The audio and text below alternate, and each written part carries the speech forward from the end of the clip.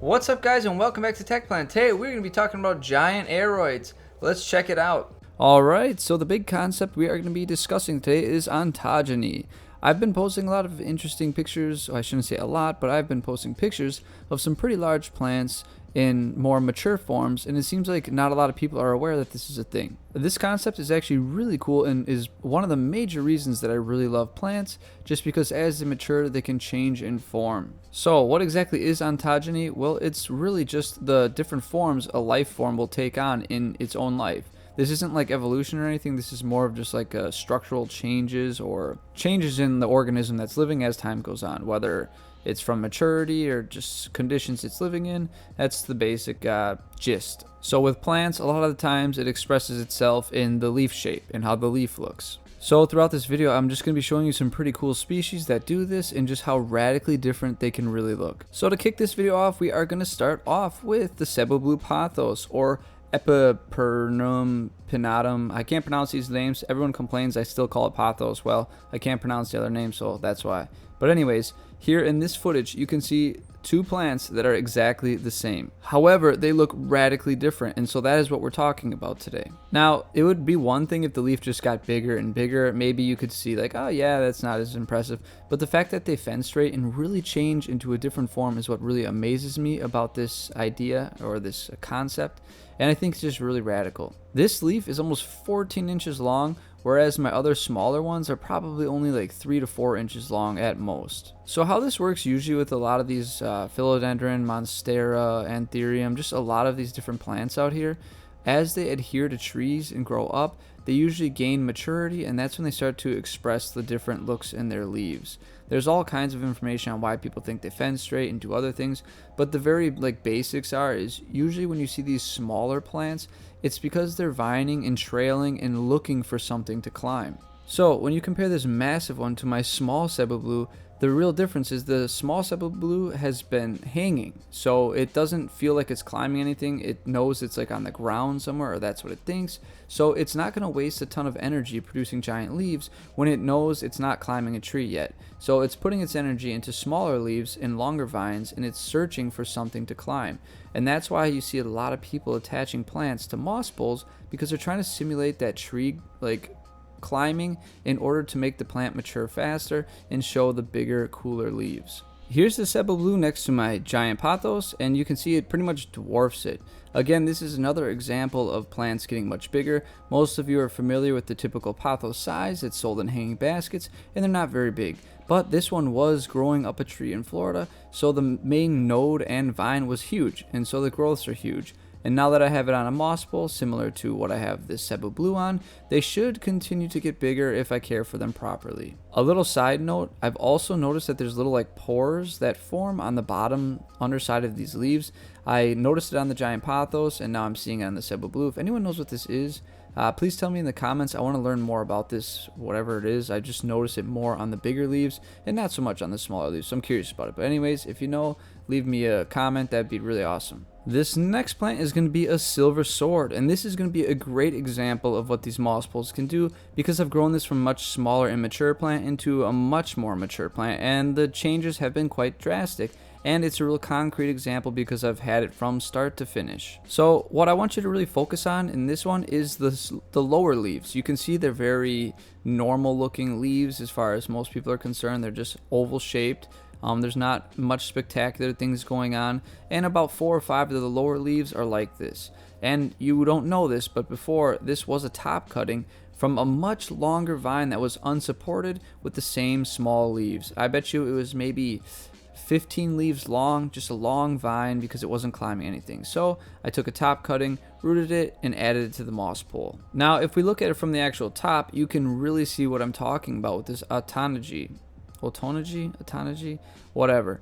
You can really see the concept expressed really well in this, because you saw the lower leaves earlier, which were just oval, but as each new leaf appeared and it continued to root in that moss pole and simulating climbing a tree, every single new leaf has bigger and bigger earlobes, and now it's really getting the shape of which it's kind of named after, which is a silver sword. It's really starting to look fantastic. If I just let this thing grow unsupported, it would take forever to see these leaves.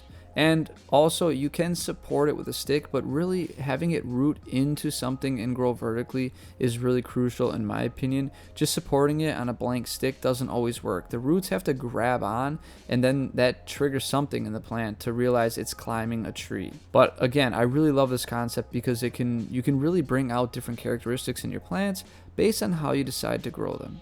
This one is actually an insane transition. Mine is still pretty small right now, but this is Monstera dubia.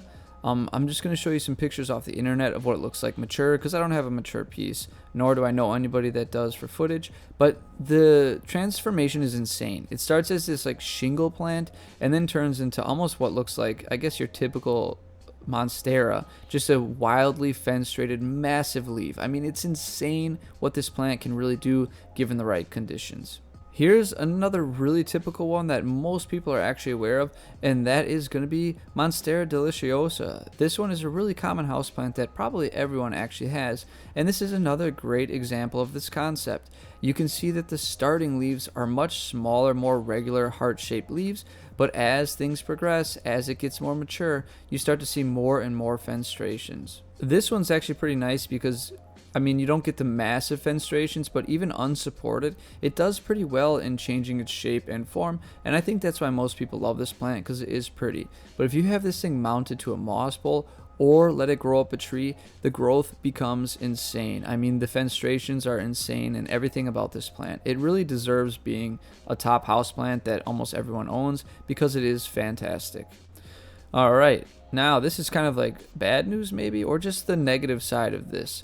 So here's my Monstera obliqua, and this thing is actually starting to produce runners, and that is because I did not get it to mount to the moss pole well, and I'm not keeping it as happy. So like we said earlier, it's going to waste no energy and just send out a vine searching for something to climb.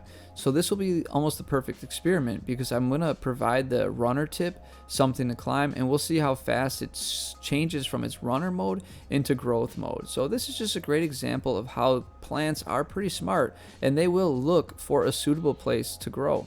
Similar to that obliqua, here is another example of that with the Addisonii. This one is another Monstera species, and when I bought it, it was really full and beautiful. Please don't judge me. I'm trying not to neglect it too much. It's just I haven't put it in a place it needs to be. Anyways, whatever. You can see that the first leaves that were grown in like the greenhouse under the nice hot sun and ample conditions are massive and huge. But now that it's in my basement, it's not getting the best light where I have it. And so lo and behold, it's producing more runner-like growth. So all the newest growth is much, much smaller. So this really kind of gives you an idea that if you're going to put a lot of these aroids in a hanging basket setup, you'll get nice, pretty, small trailing leaves. But if you try and focus on growing them up moss poles or some sort of structure, they will get a lot larger and really dramatically change in shape. This here is some kind of older footage, but I don't know if everyone's seen this. This was from the giant pothos series that I've been doing, but you can see the radically different size in vines of the pretty much same species. I think these are both jade pothos, and one of them is just huge, and that's because it grew up a tree for a few years in Florida, like perfect conditions, and the other one was grown in my cold basement with little lighting and nowhere to grow upwards. So you can just see the crazy differences you can get from providing them with different grow styles. Honestly, the pothos is becoming one of my favorite plants just because I got to see and experience this massive change, going from such a small pothos plant to such a massive one at the same time. It's just really cool, and I really like it's just another facet of houseplants, honestly. I hope you guys really like this concept. This is really cool to me because it means almost all of your plants have like a whole secret side to them that you can like work on honing your hobby and trying to reach those goals. So I think it's really cool that this concept exists within plants, and it's a lot of fun to see it happen. Well guys, that pretty much sums up this video. I hope you found this information helpful. I know a lot of people have a collection that's been around for a few years now since plants got pretty popular, and you may be looking for like the next cool thing to do with your plants, and this is definitely it. Definitely look into moss poles or putting them on planks, or just seeing if you can find a way to get these to grow up and to start to mature more. It's a pretty rewarding experience, honestly, watching them get bigger and bigger, and it's a pretty cool challenge. So I hope you guys enjoyed this, and as always, may your plants grow strong and healthy. I'll see you next time.